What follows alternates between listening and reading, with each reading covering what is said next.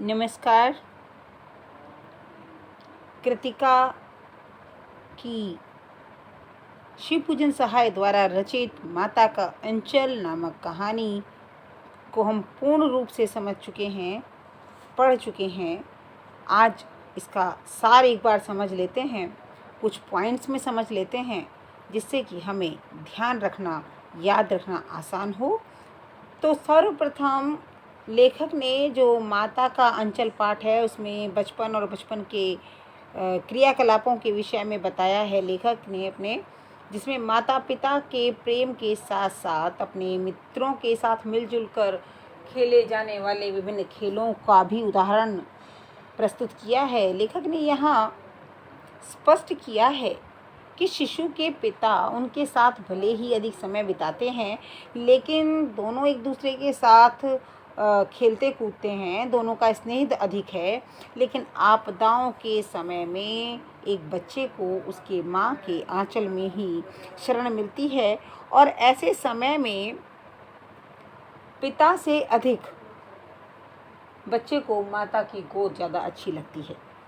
पाठ के प्रारंभ की अगर मैं बात करूं तो सबसे पहले यहाँ बचपन से ही पिता के साथ उनका अधिक कैसे लगाव रहा उसका वर्णन किया गया है, और बताया है कि माता के साथ तो केवल दूध पीने तक का संबंध था। उसके बाद पूजा पाठ, नहलाना धुलाना, घूमना फिरना, पूजा करना आदि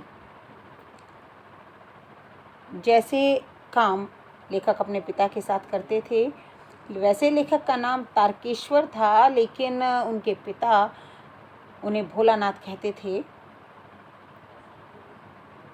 यहाँ एक मुख्य बात विशेष रूप से पिताजी के विषय में लेखक अपनी बताते हैं कि उनकी राम नाम की जो गोलियाँ होती थी उनके बारे में उनका कहना है कि पिताजी पूजा पाठ के बाद अपनी राम नाम की बही में राम राम लिखते थे, और इसके बाद कागज़ के छोटे छोटे टुकड़ों पर राम नाम लिखकर उन्हें आटे की गोलियों में लपेटकर गंगा में जाकर बहा देते थे। एक एक गोली फेंक कर मछलियों को खिलाते थे, और उस समय लेखक उनके कंधे पर ही बैठे होते थे। वापस लौटते हुए पिता झुके हुए पेड़ों की डालों पर बिठाकर झूला झुलाते थे, कुश्ती लड़ते थे, कभी नीचे गिर जाते, कभी हल्के पड़ जाते, और कभी खुद ही हारने की कोशिश करते, और जब प्यार जताते और लेखक झुंझला जाते तो बनावटी रोना भी रो देते, जिससे कि लेखक खिलखिलाकर हंस पड़ते।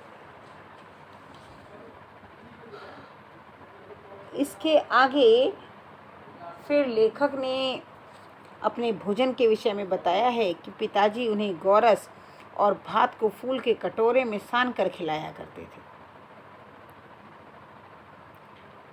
माँ और खिलाने का हट करती, जब पिता बस करते तो माँ और खिलाने का हट करती, और पिताजी से कहती कि मर्दों को तो बच्चों को खिलाना आता ही नहीं है। 4-4 दाने का कौर देने से बच्चे को लगता है कि उसने ज़्यादा खा लिया।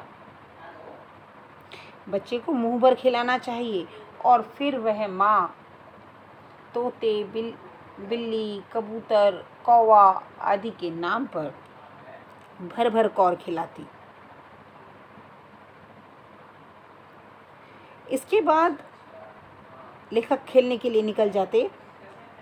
तो यहाँ पर इन्होंने एक और जिक्र किया है कि उनकी माँ किस तरह से उनके तेल के उबटन लगाती थी, कि अचानक से जब माँ पकड़ लेती सिर पर कड़वा तेल लगाती, कितना भी रो कुछ नहीं, पिताजी नाराज होते रहें, लेकिन वो लगाकर ही मानती। फिर माथे पर काजल की बिंदी लगाकर चोटी गूंथती, चोटी में फूलदार लट्टू बांधती, रंगीन कुर्ता टोपी पहनाकर कन्हैया बनाकर तैयार कर देती। हम रोते रहते, सिसकते रहते, लेकिन माँ अपना काम पूरा करती, और उसके बाद पिताजी हमें गोद में उठाकर बाहर ले जाते, और अपने दोस्तों को देखकर हम सिसकना भूल जाते, खेल में लग जाते, और जो हमारा रोना धोना था वो कहीं ना कहीं कम हो जाता।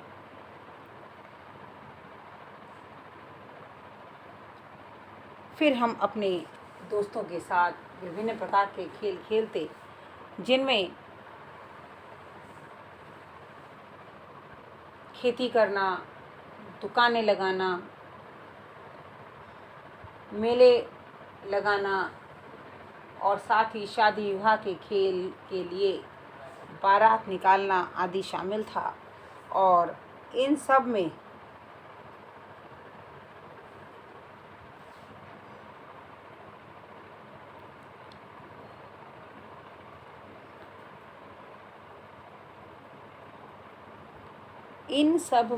हमारे आसपास की वस्तुएं, चाहे वो कंकड़ हो, ज़मीन हो, चबूतरा हो, माचिस की डब्बियां हों, टूटे फूटे घड़े के टुकड़े हों, ये सभी खिलौने के काम करते और इन सब के खिलौने बनाकर हम खेलते तो एक अलग ही आनंद आता। इस तरह के नाटक हम किया करते कि कई बार आते जाते लोग भी खड़े होकर हमारे इन नाटकों को देखना शुरू कर देते थे।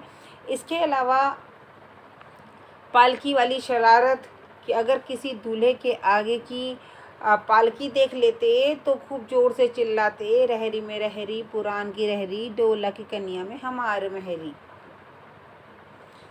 ऐसा अधिकतर करते, लेकिन एक बार तो एक बूढ़े वर ने हमें बहुत खदेड़ा। अर्थात लेखक और उनके दोस्तों को बहुत जो है भगाया और हम भी सोचते रह गए कि किसने ऐसा जमाई ढूंढा है। इस तरह की बहुत सी शरारतों का जिक्र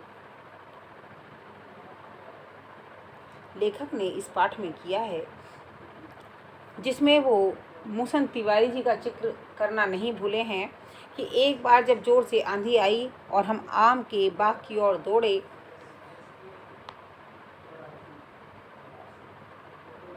तो जो है वर्षा नहीं रुकी और जब हम पेड़ों की जड़ से सट गए और जब वर्षा थोड़ी सी कम हुई तो वर्षा थमते ही हमें बाग में बिच्छू नजर आए और रास्ते में दौड़ते हुए हमें मूसन तिवारी जी मिल गए। तो बैजू ने उनको चिढ़ाया कि बुढ़वा बेईमान मांगे करेला का चोखा।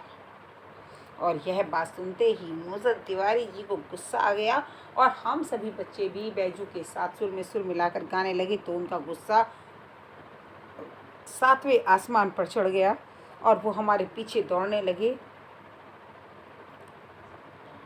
दौड़ते दौड़ते सब अपने अपने घर चले गए, हम भी अपने घर की ओर भाग गए और वो पहुँचे पाठशाला। अब पाठशाला में हम तो मिले नहीं, वहाँ मिले गुरुजी। गुरुजी को सब बताया तो गुरुजी ने 4 लड़कों को हमें पकड़ने भेज दिया। जैसे ही हम घर पहुँचे, चारों लड़के आधम के, बैजू भाग गया, मैं पकड़ा गया। तो गुरुजी ने खूब खबर ली। बाबूजी को जब पता चला तो वह वहाँ गए। उन्होंने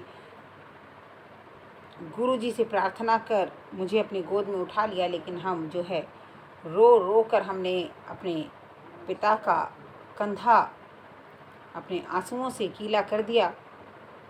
लेकिन थोड़ी दूर जाते ही जैसे हमारे मित्र हमें दिखे तो हम जिद कर उनकी गोद से उतर गए और उनके साथ खेल में लग गए।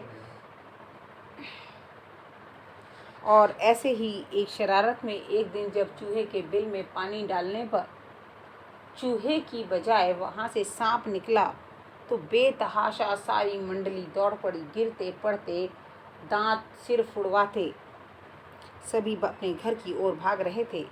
हम भी बेतहाशा भागते भागते अपने घर पहुँचे। ओसरे में बैठे बाबूजी ने बहुत आवाज़ें दी, लेकिन उस समय बाबूजी की आवाज़ हमें सुनाई नहीं दी और सीधे हम जाकर माता की आंचल में छिप गए और माँ भी सारा काम छोड़कर हमारे अंगों को अपने आंचल में छिपाने लगी, पहुँचने लगी, चूमने लगी, खुद रोने लगी। जल्दी से झट गिरी हुई जहाँ पर चोट लगी थी गिरने से, वहाँ हल्दी पीसकर लगाई और मैं था कि माँ के आंचल में छिपा जा रहा था। आंखें खुल नहीं रही थी। मेरे कांपते होठों को देखकर माँ भी रोते हुए बड़े प्यार से मुझे गले लगा रही थी। इसी बीच बाबूजी दौड़े आए और माँ की गोद से लेने का प्रयास करने लगे, लेकिन मैं था कि उस समय माता के अंचल को छोड़ना नहीं चाह रहा था। और इस प्रकार माता का अंचल नामक यह पाठ आप लोगों ने समझा और माता के अंचल के महत्व को जाना।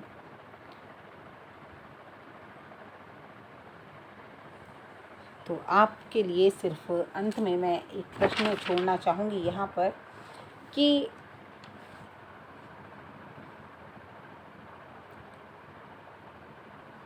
माता के अंचल पाठ के आधार पर आप बताएं कि इस पाठ में जो बच्चों की दुनिया रची गई है वह आपकी दुनिया से किस प्रकार अलग है।